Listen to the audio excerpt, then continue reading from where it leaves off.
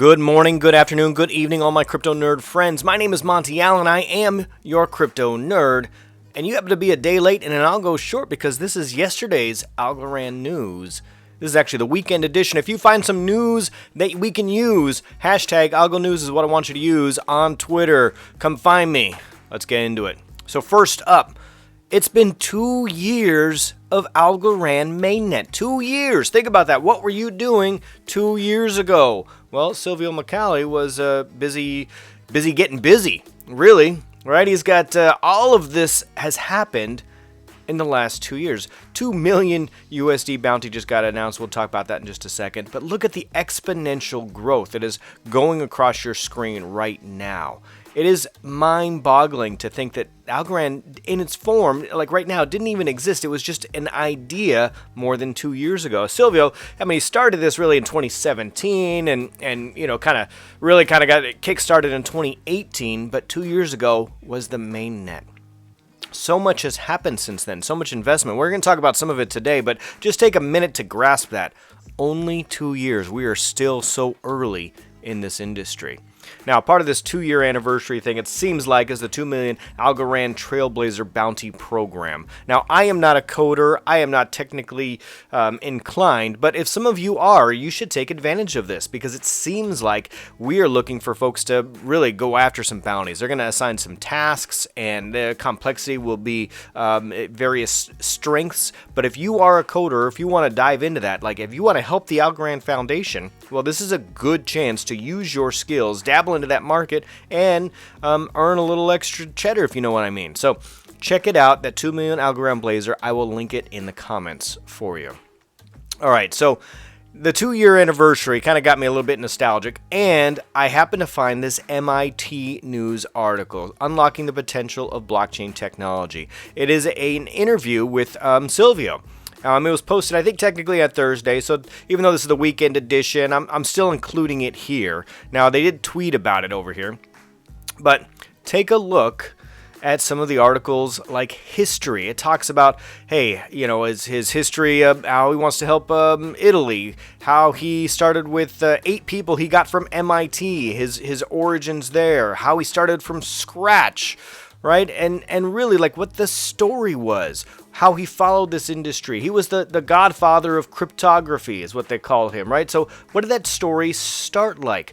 You know, was it slow going? What was the challenge? Did he like riddles? How did he get into this? What was the motivation there? And so go take a look at this article. I'm going to link this here, and I have found it to be very just enlightening. Now, we've seen some YouTube interviews with him, but these short little articles just help us get an insight, I think, into the man behind Algorand, what he came up with and why, and it's just interesting. Also, a little tag at the end there about NFTs, which I think are going to be a really strong portion of what keeps Algorand moving forward. The ability to own anything. We can tokenize anything. Non-fungible tokens aren't just artwork. You can make a non-fungible token of a song. You can make a non-fungible token of anything. It's sort of like a deed. And a deed could be applied to your house, the title to your car. It is just proof of ownership of some unique product. And Algorand is poised to take advantage of that and do it in a really cheap and efficient and ironclad proof of ownership way. This should help clarify and reduce theft, and really, it's got so many use cases. I think that the last 2 years are really just the tip of the iceberg, folks. All in on Algorand. All right, so now, you know what happens next. Now we follow some money. So Carlos Domingo posted this early this morning, announcing 48 million Series B co-led by Blockchain Cap and get this, Morgan Stanley. So Securitize, if you're not familiar with Securitize, go check them out. Up and coming. Not all their apps have been approved yet, but they've been around for a little while, and they're making waves, especially with this Morgan Stanley move, because this happens to be the very first blockchain dabbling for Morgan Stanley, and that's a big deal. This is institutional money taking bets on blockchain, right? He posted this shortly after, and many thanks to existing and new investors. You may be wondering why I bring this up, because the part of the previous round was borderless capital. Now, we talked about borderless capital at the end of last week, and Algorand. A bunch of other folks have contributed as well, but borderless capital and Algorand are definitely involved in the Securitize movement. Now, Morgan Stanley jumping on board. Now, Morgan Stanley didn't just throw their money at Securitize either. So Morgan Stanley threw their money at Securitize and said, I want to be on the board. So they now have a vote in what goes on. So Morgan Stanley blocks the blockchain, and it's their very first one, and they're going to join the Securitize board. Now, I don't know about you, but it sounds to me like Morgan Stanley wants a seat at the table, doesn't it? So Morgan Stanley is sitting up here and thinking, like, how do we get a seat at the table? Well, Carlos Domingo needs some funds. It looks like a great product. So we are, all in on board on that. So now we're going to help Securitize raise another $48 million and bring this product to market. And we want a voice at the table.